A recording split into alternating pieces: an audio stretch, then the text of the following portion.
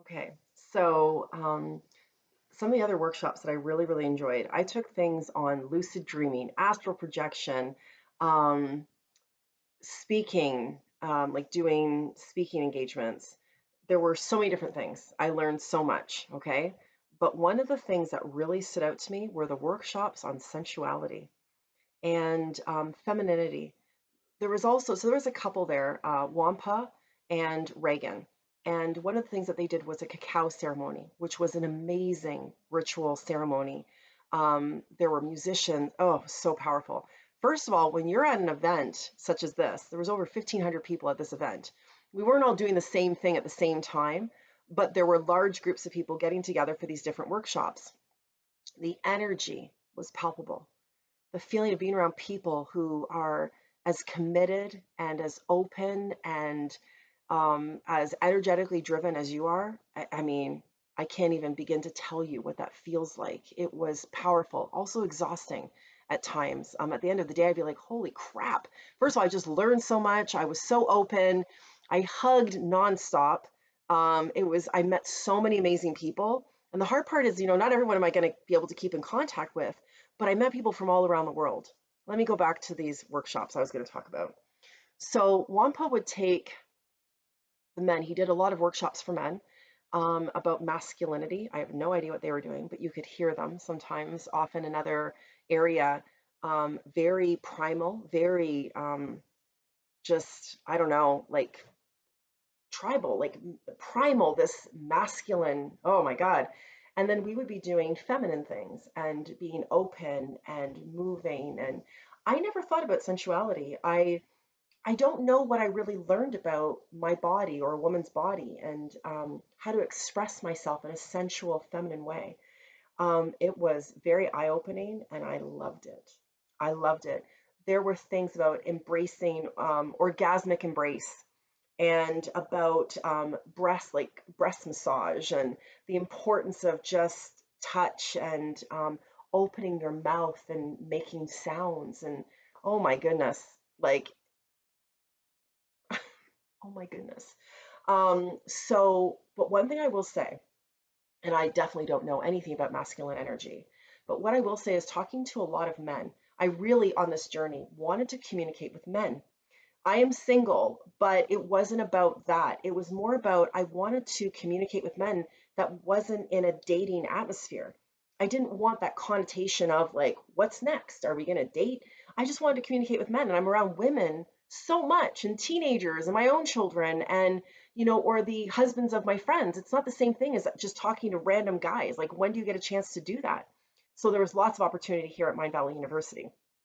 But one thing I learned was as much as men want to be considerate of the feminine shift and to be considerate of women and how women are having a greater voice and how we're kind of having more of equal ground, there is something about masculinity that's missing and that men are almost becoming, I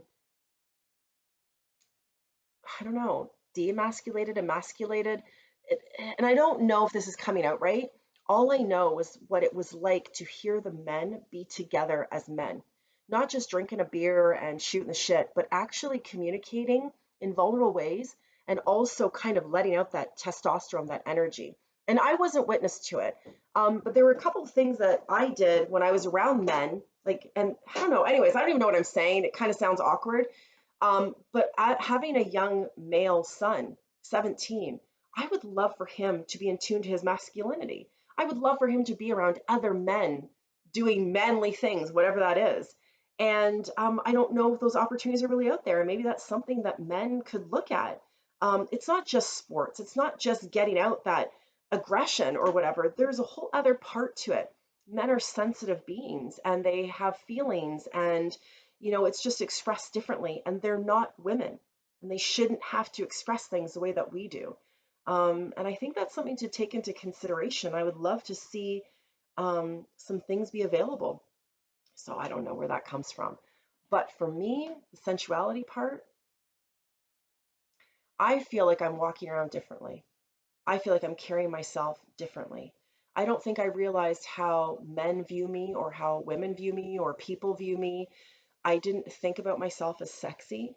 I always thought I was cute. You know, I've got my cute face, and but we all have a sexiness about us, and it's a sensuality that's just who we are.